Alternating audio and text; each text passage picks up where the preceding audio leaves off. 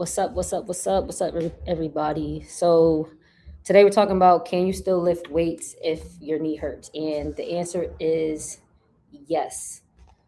And that doesn't mean that you need to be pushing through pain. It doesn't mean you need to ignore what you're feeling, but it does mean that you don't need to stop training. So, today we're going to explain why that's the case, when it's okay to keep lifting, when you should modify things, how you should modify things, and when you should stop working out and actually go see a physical therapist in person or go see a doctor before you continue working out. So we're gonna go through all those cases. And if you're watching this live or you're watching it on the replay, let me know where you're tuning in from. Tell me what's going on with your knee. Tell me what's one exercise that hurts your knee the most. Is it squats? Is it lunges? Is it running? Is it hip thrust? Let me know. So let's get into, can you still lift weights if your knee hurts? The answer, like I said, is yes.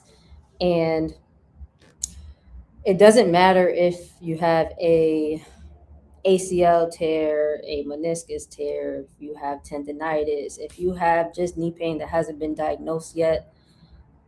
Those things don't matter if you check these boxes off. So if you can put weight through your leg and walk, you are fine, right? You can work out. There's some type of exercise that you can do. If you don't have any red flag signs, so do you have numbness, tingling, pain going down the leg, into the foot, into the toes, causing those nerve like sensations? If you have any changes in like bowel and bladder, so like you're not able to hold your pee or hold your poop anymore, those are things that need to be assessed by a medical doctor. But if you're not experiencing any of those things, it is totally okay for you to exercise despite knee pain. Those things are basically making sure that you don't have anything that's more sinister going on, which in most cases, that's not what people are experiencing. People are just having like sharp pain when they go up and down the stairs. People are having pain when they squat, when they lunge, when they run. These are things that you don't need to completely stop your workouts and stop your training for. But the common mistake is people being scared and people just throwing the towel in on lower body training and thinking that your knee is going to magically get better. And that's really not how the body works. So when you think about the most common things that happen to people's knees, like things that you're diagnosed with, they all have one thing in common. So I'm talking about arthritis, meniscus tears, ACL injuries, runner's knee, patellar tendonitis, chondromalacia. Any of those common words that come up on X-ray or MRI, those all require your muscles around your knee to get stronger. It requires you to work on your range of motion and have strength around the knee so that you can either take pressure off the injured area or get whatever muscle or ligament a little bit more stronger or stable, right? And the way you do that is not by resting, it's not by never using your knees. The way you do that is actually by strength training, because to be completely frank with you guys, there's really no other way to get your knees stronger outside of strength training, some form of strength training. So, no, that does not include walking, that does not include just hiking, that does not include yoga. Like, those things are great, they have a purpose. But if you want to get back to squatting, you want to get back to lunging, you want to be running, you want to be able to do these more athletic or more strenuous activities, is going to require you to be ready for those things. There's no ifs, ands, and buts about it. And another thing that just popped up in my head was, when people have some of these diagnoses, they'll be told by doctors, or it's usually not even orthopedic doctors, usually like PCPs, doctors that don't really treat these kinds of injuries, and they tell people to avoid impact activities, which is so fucking mind blowing to me, because impact is literally when your body has to absorb, well, you have to absorb your body weight off of like a landing. So like running, jumping, whether that's you doing like burpees, a box jump, you running. That's impact. But that does not mean you shouldn't be strength training, because when you think about it, like, I'm just going to give you some insight from like a rehab perspective, or even like just a physiological perspective. When people are, let's say you tear your ACL or you have a meniscus repair, there's a part of your rehab where you can only do strength training activities and you have to be cleared for impact. In order to be cleared from impact, you need to be able to like these are some of the tests we do. You have to be able to single leg squat, right? At least with your body weight to a box, or even better, unsupported, or like to nothing, right? You have to be able to do forward step downs. So that's basically like stepping down, tapping your heel off of a high box. You have to be able to do a lot of like single leg bridges. You need to be able to do, you need to be able to be doing like single leg press. You need to be able to be squatting like close to your body weight. These are the things that we put you through in rehab to determine if you're even ready to run, if you're ready for impact. So when doctors say no, like avoid high impact, that doesn't mean that you can't strength train, because when you really think about what it takes in order to even get to impact, is strength training. So those are two distinct processes.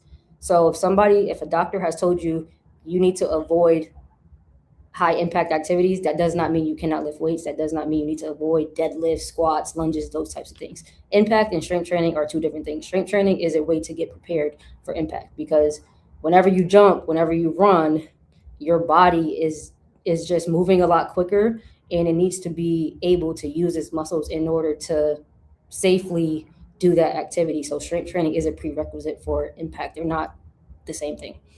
So that goes into why you should actually still be working out if you have knee pain. A lot of people have knee pain because they're either doing something in their workout that their knee is not yet prepared for. So let's say a common thing that I see is people who have in the past, this is usually people in like their late mid 30s, 40s, 50s, and they either recently like had some type of lifestyle change. So they had kids, right? They may have had like a more time demanding career, some type of change in their life that has made it hard for them to continue their usual workout routine. But in the past, let's say 10 or 15 years ago, when they were in college, or even after college, they played basketball, or they played volleyball, or they used to run track. Those type of people always identify as an athlete, right? I'm that person. Like, I'm the same person who thinks that I can go out on a basketball court and play a full court game. But when I really sit here and think about it, I'm going to be real myself and be like, no, I can't do that, because I have a higher likelihood of getting hurt if I don't train for it.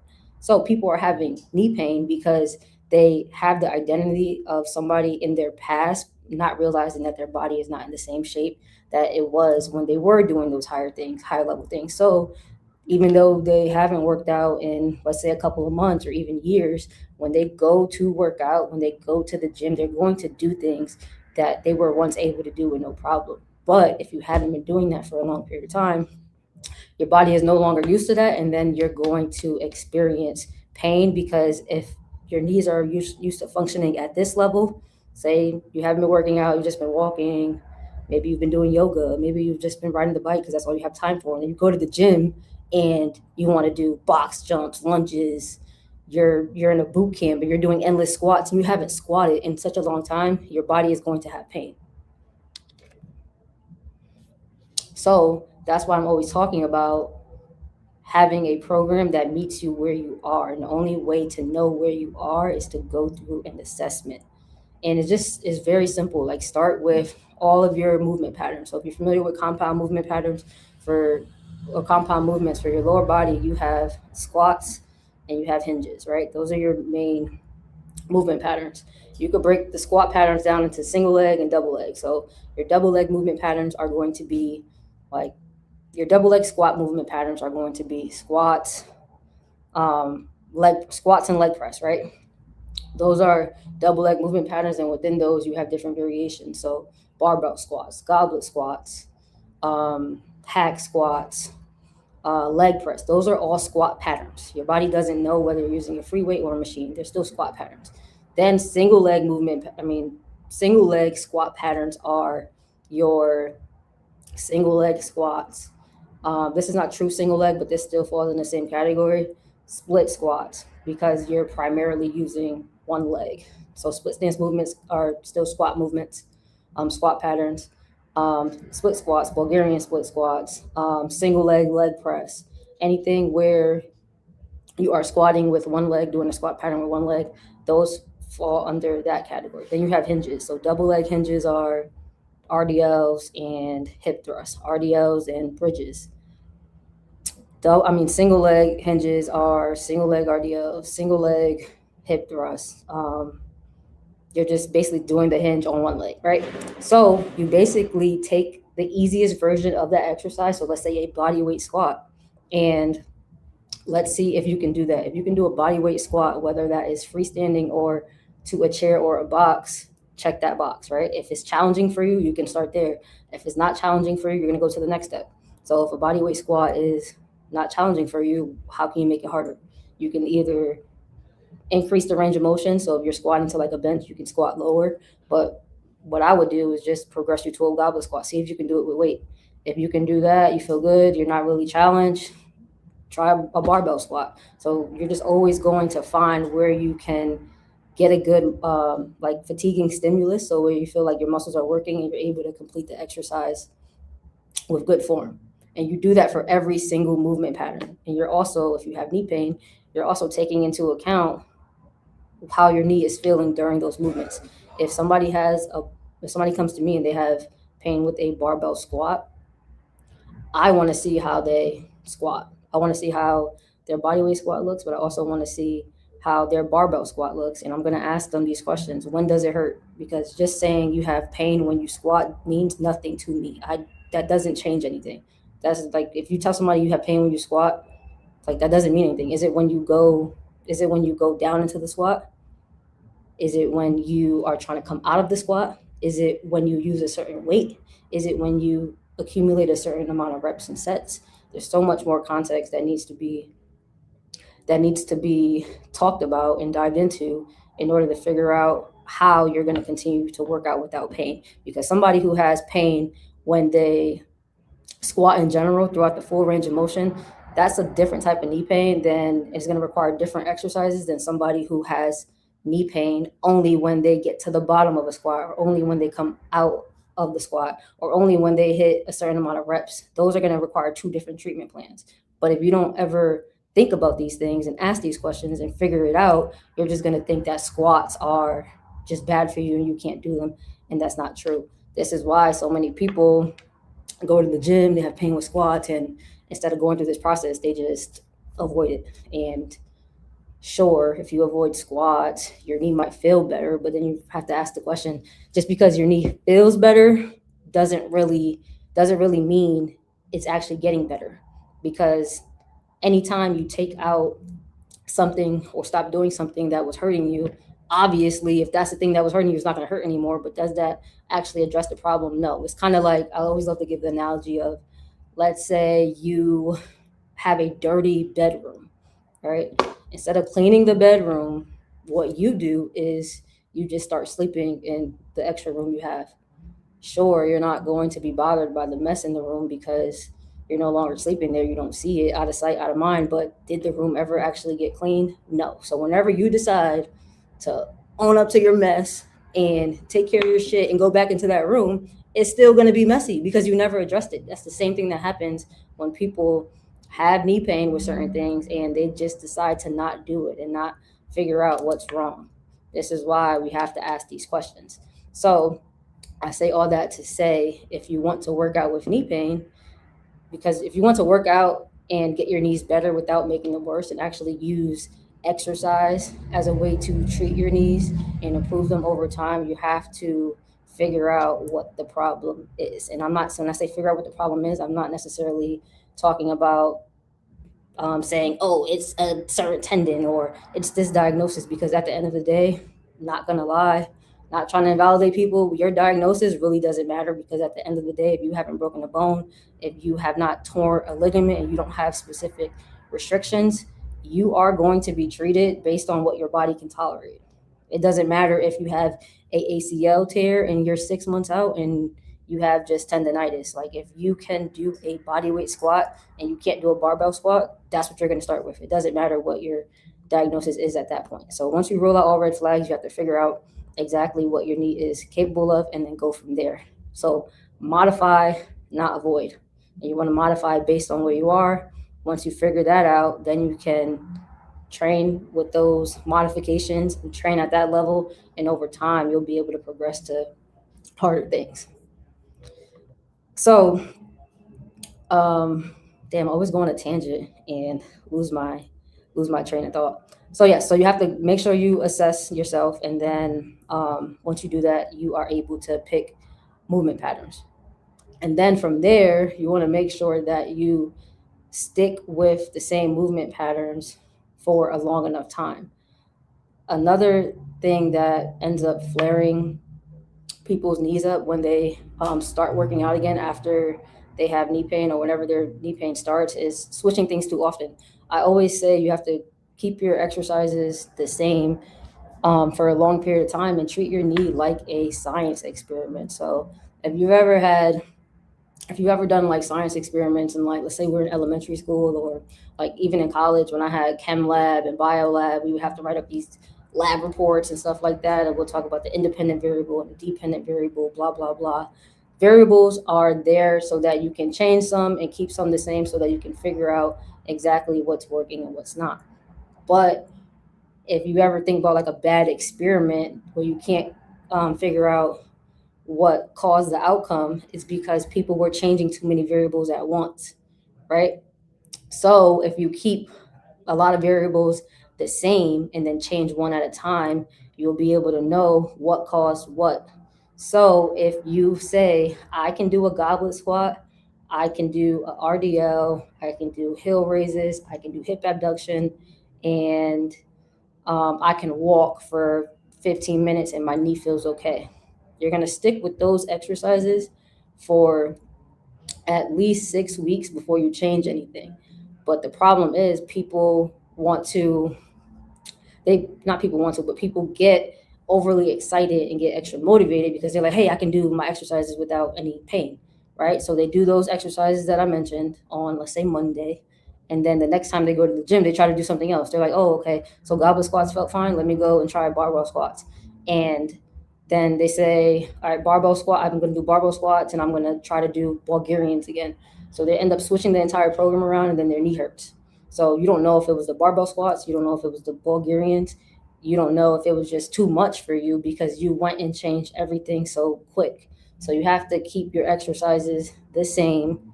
And when I say keep them the same, yes, the exercises need to be the same, but you should progress within those. So if you are doing a goblet squat, or RDL, hip abduction, calf raises, and walking for 20 minutes, we can still progress within that. We can increase the weight on the goblet squat.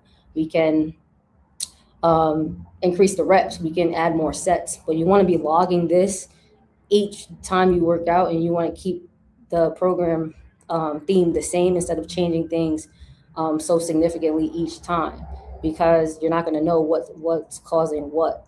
So I was actually just talking to somebody in my DMs yesterday, and they were saying how they feel like their knee isn't getting better and they needed to just heal because one day they were able to, I'm actually going to pull up the message. One day they were able to do box squats or squats to their chair at home because they were like just fooling around at home. And then the next day they weren't able to do it anymore. I'm going to read it word for word so you guys can see what I'm talking about. So let's see, give me 1 second. She said, I was doing box squats on my couch. I did about 30 of them. And I went to the gym. I did box squats with 25 pounds. So at home, keep in mind, at home, she wasn't doing any weight. Then she went to the gym, did box squats with 25 pounds. So she added weight. And then she did leg press. She did abductions. She was fine. That's good. Then the next day, she tried to do the same thing. She tried to do a box squat and her knee hurt. So this leads into my next point of, yes, you have to keep your exercises the same, but you also have to make sure that you are progressing appropriately and spacing things out, because like we talked about in the beginning, if your knee hurts, it's likely because you're doing something that's not prepared for. So her doing her box squats at no body weight, I mean, no weight, just her body weight. And then the next time doing them at 25 pounds, that's a big jump. Like if you were okay with just the body weight box squats, let's keep it there and let's just add more reps, add more sets, see how you feel. Don't just do it on Monday, it feels fine. Then the next day you're gonna go to the gym and add 25 pounds. That's a big jump, especially when your knee is already angry. So keep your exercises the same and make sure you're progressing appropriately. Stop being so like overzealous. I understand you want your knee to feel better, but it's going to feel better over time if you give it a little bit more to handle. That's like basically you started a new job, right? And you have a certain amount of task to start, and then the next week they just throw you into like 100% of your job task that you should be doing by the end of the year. Obviously you're going to be overwhelmed and it's going to be hard for you to handle because you're not used to that volume. You have to work your way up.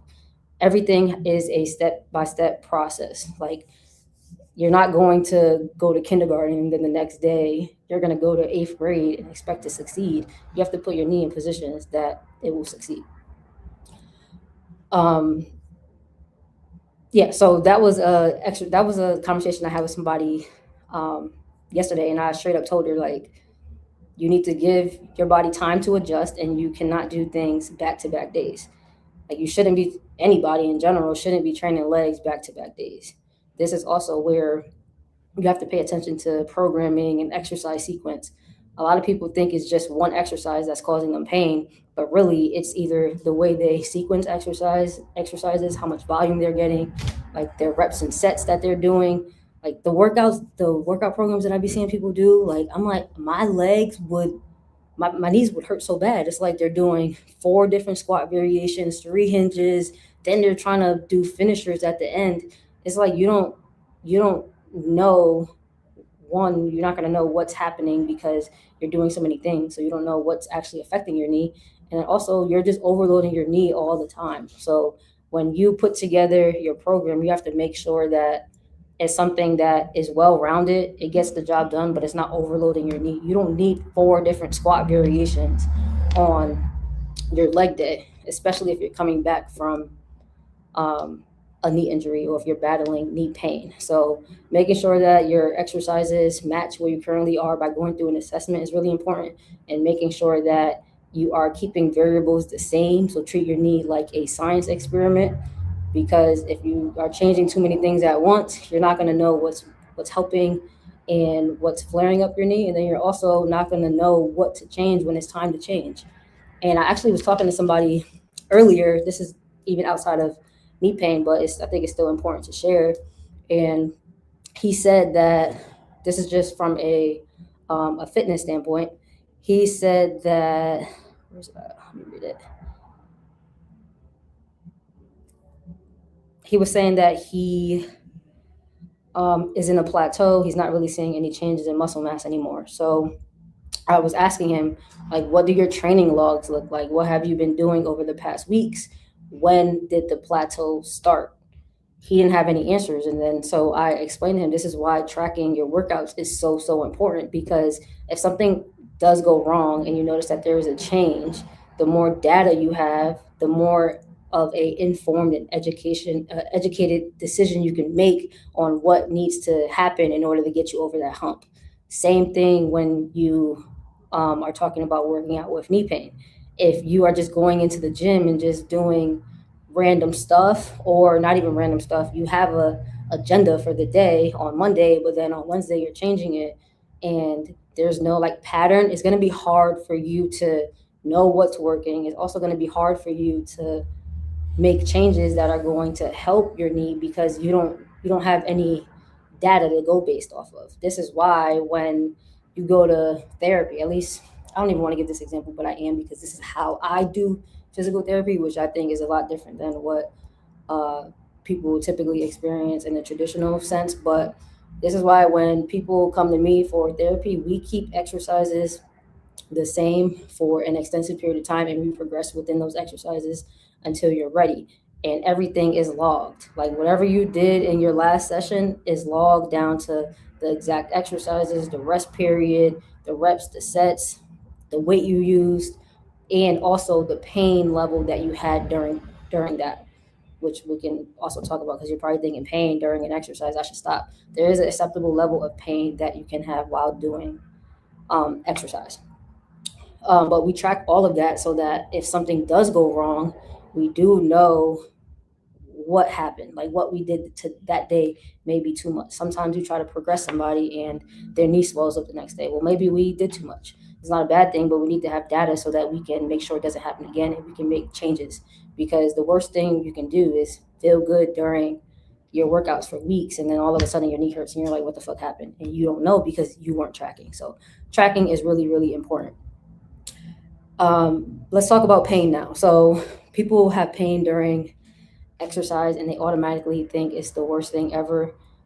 It's not. So pain is a normal human experience, right? And whenever your body feels pain, it's just your brain sending a signal to you, letting you know that there may be danger in the area. There may be something dangerous happening.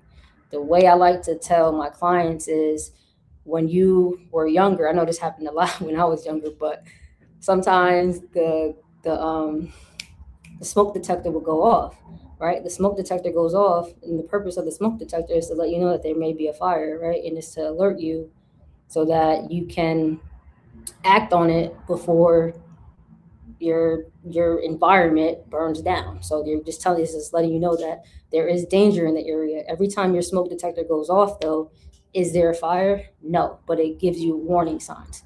That's the same thing your body does when it comes to pain, especially when you're talking about pain with joints, pain with muscles, tendons, ligaments, right? And the longer you have pain, the more sensitive your brain gets to those signals. And this is why when people have pain for a long time, it's hard for them to get out of it because their body is so used to having that signal. So when it comes to exercise, if you've been having knee pain, you don't want pain that is getting worse with each rep. You don't want pain that's greater than like a scale. Let's say you have a scale of 0 pain to 10. 10 is emergency department pain. It is totally fine for you to experience a level of discomfort that is 2, 3, 4 at most, especially if it's something that is not getting worse throughout the set, is not getting worse throughout the exercise, and you're not having any um, residual pain outside of that workout. So let's say you tore your ACL, you're in therapy, you're doing your workouts, they have you initiating like squats, leg press, some hip work, and you feel a little discomfort. And they say, like, how do you rate your pain? And you say like a 2, like I feel it, I notice it, but it's not getting worse. That's okay to push through because your knee is doing something that it's not used to doing. And if we were to just say, oh, you have pain, don't ever do that, we'll never be able to get your knee back to where it needs to be. But if your pain is getting worse and worse with each rep, that's a clear indication that you should stop and do something that's a little bit easier on your knees. But if it's staying pretty much the same, it's totally fine for you to work through that. And then you really want to pay attention to how your body feels after. There's a lot of times where you have a little bit of discomfort during your workout, but then after your knee is completely fine. And what you'll notice is every time we do that same workout, the same workout that we tracked, when you repeat that again the next time, that same pain that you had during that workout is less and less and less, and it eventually becomes pain-free. That's literally what rehab is. It's working out in a modified way according or based on where your body is at that time. So if you're noticing you're having a little bit of discomfort as you're getting back into your workouts after a knee injury or after you had knee pain, you may not know exactly what it is. It's okay to have some discomfort, but you want to make sure that it's not getting worse throughout your sets, it's not getting worse throughout your workout, and you don't have any lingering pain after. If you can check those boxes, it's totally fine. And you also want to make sure you are recording your pain, like same way you record your sets, your reps, the weight you use. You also want to record your pain level at its worst during those exercises so that on week 5 of that program, week 6, you can say, hey, on week 1, I had 3 out of 10 or 4 out of 10 pain when I did a leg press at this weight. Now I'm able to do that same weight with no pain, or now I'm able to do that same weight with like a 1 out of 10 pain. And as you progress, those things get better. So there's so many things, moving pieces to getting somebody to have less pain with exercise. And I understand it can be really hard to work through on your own. So as a person who deals with knee injuries every single day is what I do for a living, I put together so many different options for you to use in order to help you with your knee pain. If you're somebody who wants to continue being in shape, wants to get in shape, wants to build muscle, get stronger, and just do the same things you were doing years ago before your knee became an issue, but you don't want to make it worse. I put together a lot of resources for you guys, and they vary in level of support. I know some people don't really want to like be in a specific program, don't want to be in a community. So I have a self-study knee program that breaks down all of these things that I discussed here in great detail, all of the algorithms I use as a physical therapist, all the assessments I use, not just for the knee, because we know that the knee pain is not always about the knee. It could be coming from things below the knee, so like your ankle, and also above the knee, like your hip. So I have that. You can grab it in the, what's up? What's up, Bay? Yeah, I'm alive. I'm about to finish. You can grab it in the comments, and then I also have, if you want more support, I have one-on-one coaching specifically for people with knee pain. So I'll drop those in the comments too. But if you guys have any questions on what we talked about today, feel free to message me. My DMs are always open, and I'll catch you guys later. Peace. Hey. Hey, man.